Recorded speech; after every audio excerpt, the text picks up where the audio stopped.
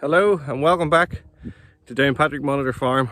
It's the last week of April and we just wanted to give you a wee crop update of how things is looking and how they've progressed. I'd like to have done it a bit sooner, but the wind has been playing havoc and it's either been too windy to record, or if it hasn't been windy we've been out trying to catch up on a bit of spraying and make sure we keep the whole thing moving. But we'll give you a wee update here as how they're looking. A lot of parts of the country will love me for saying it, but I think our major issue at the minute is it's not forecasting any rain in the next couple of weeks, and we could do with a bit of moisture. We need our next application of fertilizer on, and we haven't had really any significant amount of rain for a good while. It's been cold and windy, and that's just been sharp at holding crops back and cutting away any moisture that we had. It made it ideal for getting spring crops planted, potatoes and spring wheat and stuff, which we'll see as we go through. But now that we've got that all done, as ever, we're fussy farmers. We're looking to drop a rain and a bit more heat. Actually, it's the first day really been out with a t-shirt on. The sun has been shining, but the wind has been cold. But the advantage, I suppose, is that the cold weather has kept disease at bay. So none of our crops to date have been sprayed with any fungicide. We have caught up there in the last few days on weed control, and we'll see it here in the drilling trial plots. We didn't put any autumn herbicide on just to see how the weed burden would differ from one plot to the other, and it was quite surprising. So we'll get a wee look at that in a moment too. But all in all, crops have all come out of the winter looking really well. The drilling trial plots were planted a wee bit later than I would have liked, but we were trying to tie in with Caffrey and with the rare breed program to sort of highlight what we're doing on farm. But it is good. Come on well, looking very good. But this is the very interesting bit. That is the ploughed plots there at the bottom. This is minimum tillage. And up the top there, we'll take a wee look, is direct drilled. This is our fourth crop. Back to wheat. Our very first crop was wheat. But it's very evident this year that the weed burden is far higher in the ploughed plots than it is in the direct drill plots. We have all sorts of bits and pieces of weeds. It's been a weedy year, even given the cold weather. Groundsel being one of the problem weeds, although not much here in this wee patch. But very evident that the finer the soil, especially here, this is ploughed and power hire combination. And go across here, just the next plot where the Clayton drill was running. All of a sudden we have a lot less of a weed burden as well, because the soil hasn't been broken down enough for those fine weeds to really get going. But we'll take a look up here at the other plots as well.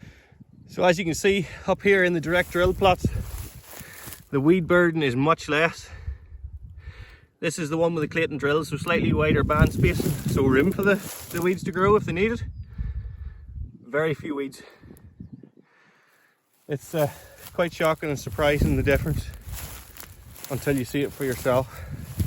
This is the plot direct drilled after the power hire combination, and this year it's actually showing signs of stress and thinner, and I think we're putting that down to that plough pan. It's actually a power harrow pan now.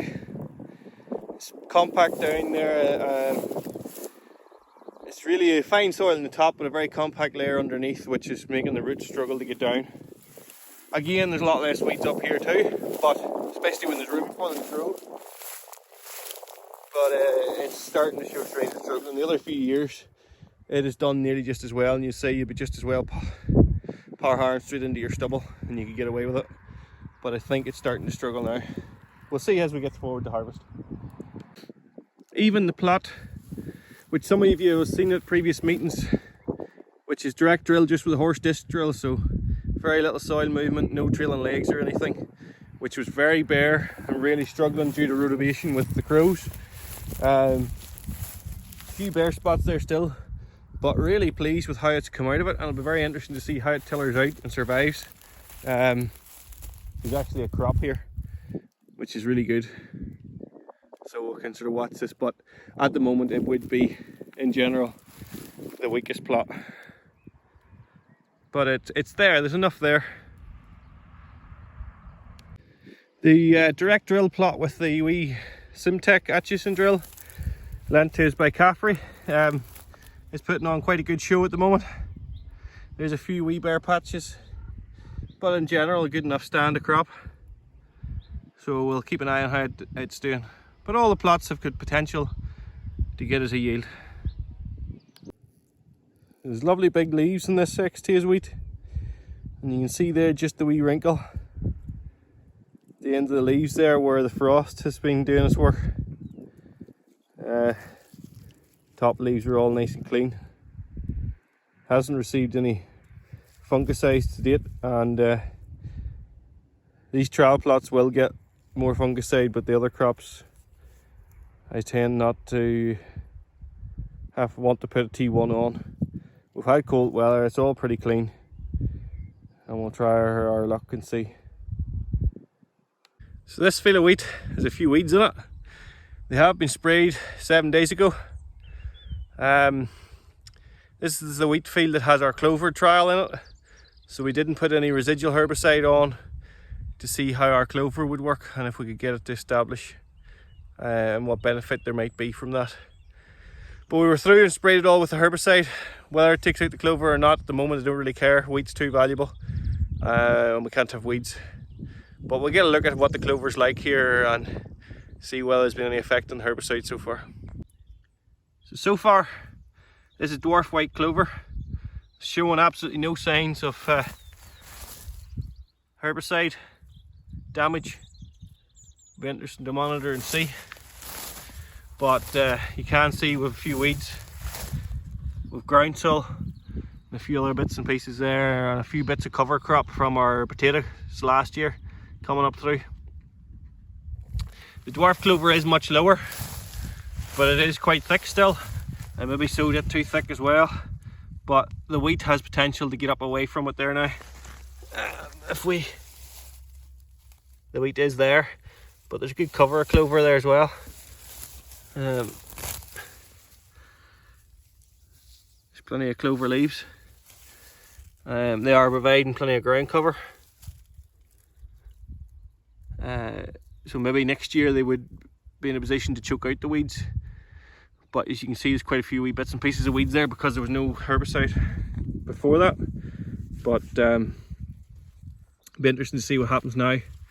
Will the wheat move on and the clover stay down there and the weeds die off? That would be the ideal scenario. We'll just have to wait and see. Nice enough looking field of wheat. A wee bit thinner where there's clover because the clover's restricted the tillers. So I suppose we're just using our own drill, the 12.5 centimetre space, and it's not wide enough for the clover. But it'll be interesting to see and whether we can get this wee mat of clover underneath. I'm just a bit worried that the clover's going to be too tall. But time will tell. And if it doesn't die, we'll monitor it as we go through and see what happens. But yeah, no problem establishing it in October. My fear was it wouldn't grow at all. There's plenty of clover, if anything too much. But that's to give us our ground cover and see if it'll choke out the weeds and maybe benefit us long term. The ideal goal would be if we could keep this clover living for 5 years, and then when we come back round with our next potato rotation, it'll be cultivated out and then we'll start again. But it's sort of how we drill into that thick cover in September if we can, or whether the herbicide will kill it. This is part of the field where I sowed a patch of the non-dwarf white clover. It's just standard white clover. Turns out to be a bad idea, but a good experiment. The clover is completely dwarfing out the wheat and just choking it out. And I've filled up a patch here with the spade to show you. Now that clover was not sowed until the middle of October. Now we did have a mild autumn. That clover is completely choking out the wheat. So you'd need a wide band system at least to give the wheat room to grow if you were using normal clover. So yeah, the dwarf clover has a chance, but normal clover in our system, unless you're using wideband rows. I don't think that would work for us. It's meant the lower leaves of the wheat plant aren't getting any light, so they're dying off. Now there's not much yield comes from those leaves, so whether that's a good thing or a bad thing, or it doesn't really matter, I don't know. So the last crop we sowed of grain really is our spring wheat. We haven't had spring wheat now for a few years, but this is in a month tomorrow. Went in the 20th of March, and it did go in quite deep because I wanted to make sure it stayed away from the crows. But it's slow enough. It's there. It's also a milling variety, so it has the potential that if we could make the grade for good quality grain and good quality flour, there may be a premium for it. But that all depends on the weather and how the season goes. But yeah, it's looking a drop of rain. This is our first ever crop of wheat. Completely direct drilled in. No cultivation, straight in to the stubble. It's turned out really well. Looking pretty good at the moment. And it'll be interesting to see how it progresses. It definitely needed a wee bit more nitrogen earlier. It got an application of nitrogen 2 weeks before the rest, just to get it up and going. And it's about ready for some more. So we'll just get a wee look at it and see how it's going here. There's a few weeds in it, even though it was given a good run of pre-emergent herbicide. And the weeds have now been hit last week with a follow-up application, which should hopefully get rid of what's left. Again, this field has had no fungicide to date, and no plans for a T1. It's clean, the weather's been cool, there's no real disease in the lower leaves, so we'll let it keep motoring away. Just in now to show you our worst field of wheat. Oh, it's come on not too bad now. It was drilled on the 27th of November after our very last of spuds, and the crows give it a bit of a hammering, held it back a wee bit, and it just took time to go. But I just want to show you a wee bit of a variation. This side got a wee taste of nitrogen when we were finishing off putting it on the direct drilled field of wheat.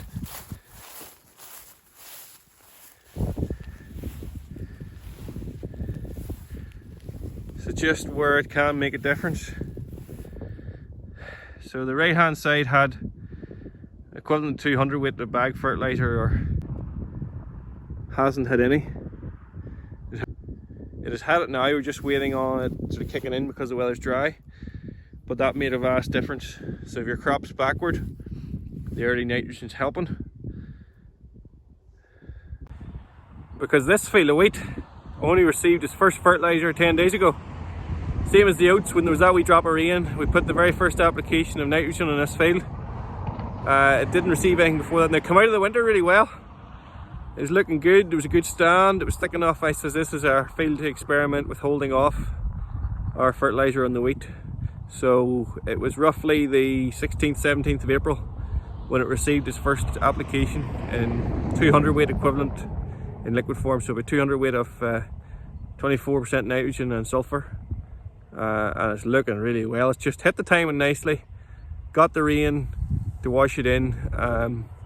It's taken off, and it is no further behind or no different to the crops that received their nitrogen at the end of March, start of April, and actually is in better position because it's now green and healthy and growing, where the others are starting to run out of nitrogen and need their next application now. Like, it does look really well. So if you have a nice stand of crop, are we wasting nitrogen by putting it on early on wheat? You know, do we need those extra tillers? If we've got enough, wheat will compensate and put it into the head. Again, on this you can just see where the frost damage has pinched the leaf as it was emerging. But a whistle clean. Not a blemish in those leaves.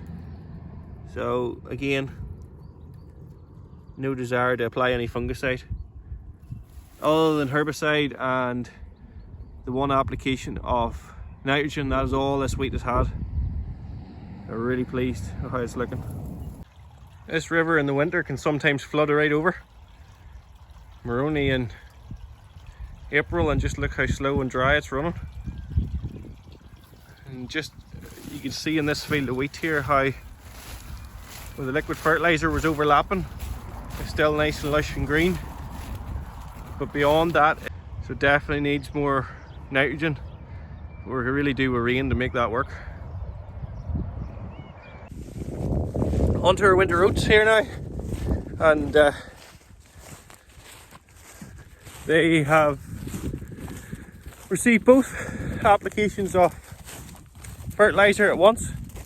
We normally split it 60-60 to give us 120 kilograms to the hectare, but the weather was looking dry, so about 2 weeks ago, just sort of second week of April, we went in and 2 days apart actually. I did the 60 and I said, oh, I think I should go in and do the rest in case it doesn't rain and make sure we get a hit, because it was ready for it. So it's had its 120 kilos. It has fair greened it up. It's looking really well. Maybe slightly behind where we were last year, but I put that down to the cold spring. But that hasn't done any harm keeping disease down. The upper leaves are massive, lovely big leaves, but some of the lower leaves there have a wee bit of disease on them, so we'll be going through now this week with the first round of fungicide on our oats and a bit of growth regulator just to keep it upright. But it's had all its nitrogen now, so it won't get any more after this. So we just need a wee bit of rain now. This is a cracking looking field of oats.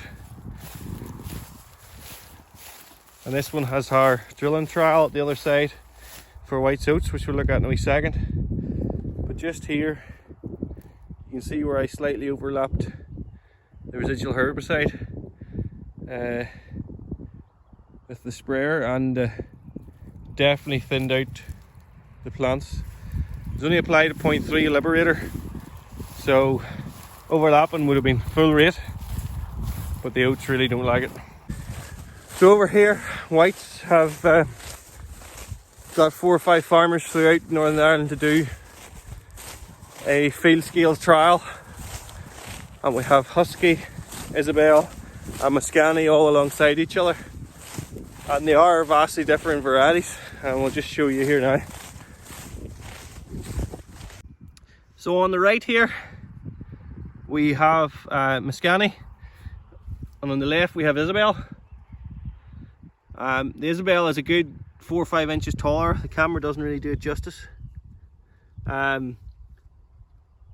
Big wider leaf on the Isabel, lovely and clean as well.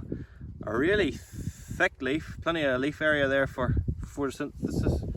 And then the Mascani is slightly shorter, bushier plant, whereas the Isabel sort of more open, maybe slightly less tillers, but really big leaves. Now the other thing, when we planted the Isabel, was that it really struggled to germinate to the same extent as the Mascani or the Husky. Right away after the first few weeks of emergence, it was clear to see that we were 30 or 40 seeds per square metre less on the Isabel than we were on the Mascani and the Husky. So on the right now is the Isabel, and on the left is Husky. And again, the Husky is taller than the Isabel, and a sort of lighter colour of a green, but again, much bigger, taller plant than the Mascani. Again, pretty clean. A wee bit of disease maybe on the lower leaves, but all in all clean, and a much better plant stand than the Isabel. So at the moment, if you were just looking at the field now and thinking which crop to grow, Husky looks the best. So then if we come across this side, This is the Mascani again on the other side of the husky. Now we've got our tram line down there, but it's the husky on the right and the Mascani on the left. So you can see actually through the tram line that it's a much shorter plant.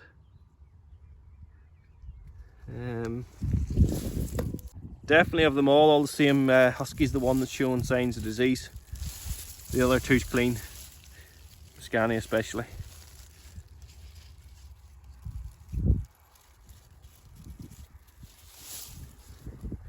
But the size of those leaves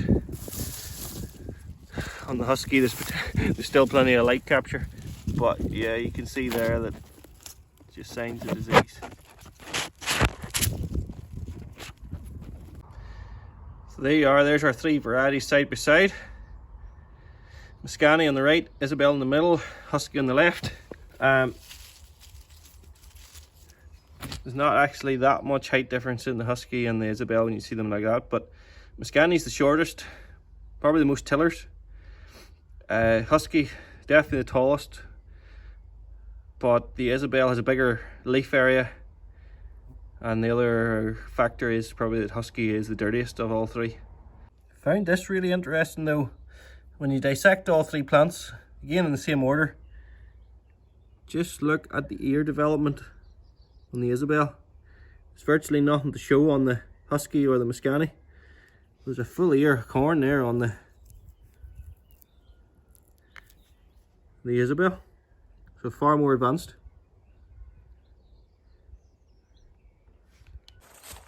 So right here in the winter barley now, it's been a funny one this last few years.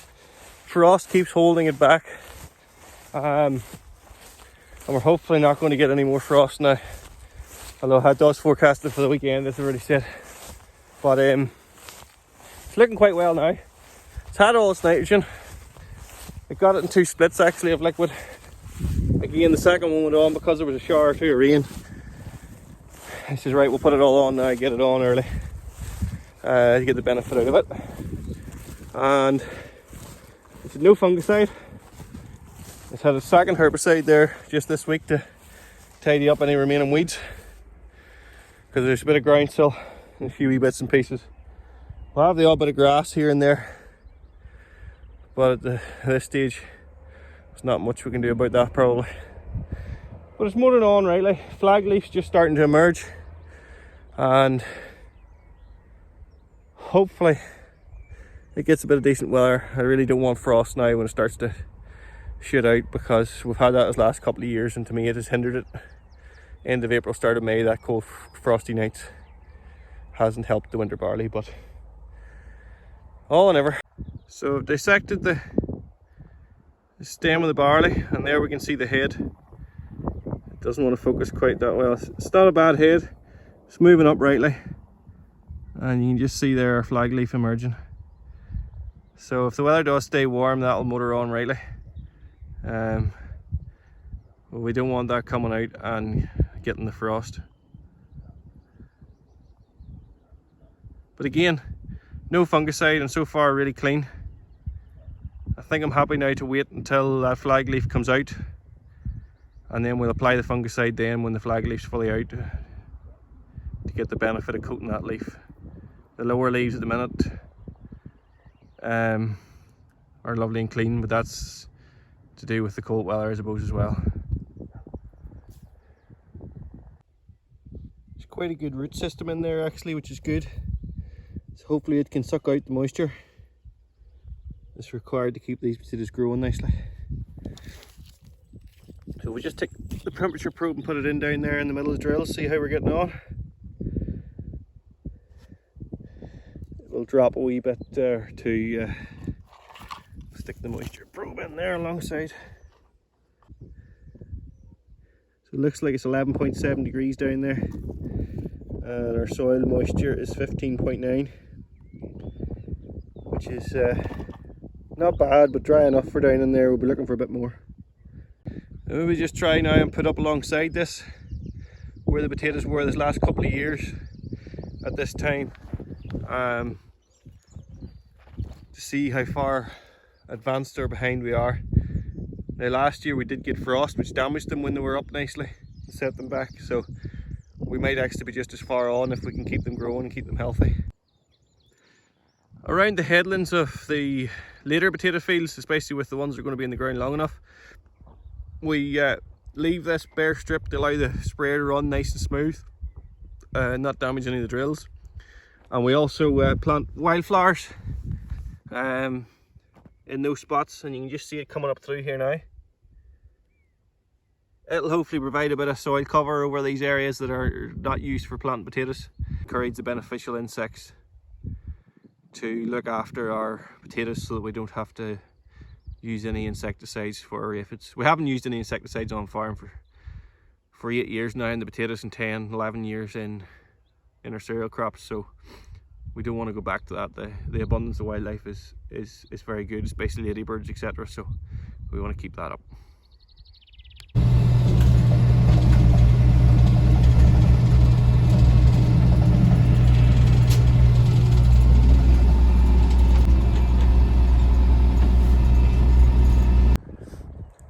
So all in all then, I suppose to summarise, crops have all come out of the winter really well. They're all looking good, they've all got potential. The spring wheat does really need rain to start moving it up. Wheats are all looking really well, mainly XTs and Graham. And it'll be interesting to watch the drill and trial plots develop through. But one good steady night's rain would make a difference to these crops, so that we can then apply a wee bit more nitrogen to the wheat to keep them ticking along. So thanks for watching. If I don't see you before, we'll see you on the 14th of June. And if you want a few more updates, please like and subscribe to the videos. It just helps people see them there and people know that it's up. So thanks very much for watching.